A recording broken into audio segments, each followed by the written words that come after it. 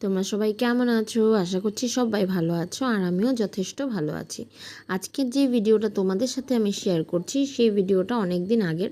সাধারণত স্কুলে যাওয়ার জন্য আমি অনেকটা ব্যস্ত থাকি, যার জন্য আমার ঘরের পূজা আচ্চা দেওয়া হয় না। সেদিনকে অনেক দিনের ভিডিও যদিও বললাম পুরনো ভিডিও, মানে তোমার ধরো এটা পয়লা বৈশাখের ভিডিও ছিল।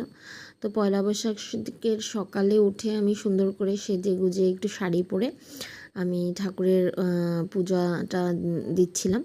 পূজা অর্চনা করতে আমার সত্যি খুবই ভালো লাগে, কিন্তু কী করব, ব্যস্ত জীবনের জন্য আমি রেগুলার পূজাটা করা আর হয়ে ওঠে না।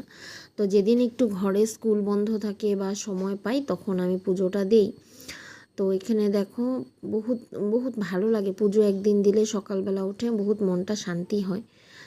জানি না কেন কিছু একটা অ্যাটাচমেন্ট লাগে, আর আমি সবসময় ধুনো দিয়ে পুজোটা দিতে ভীষণ ভালোবাসি, তাই ধুনো দিয়ে পুজোটা দিচ্ছিলাম। আর সেদিনকে মানে মনটা এত ফ্রেশ হয়েছিল পুজোটা দিয়ে, সত্যিই ভালো লেগেছে।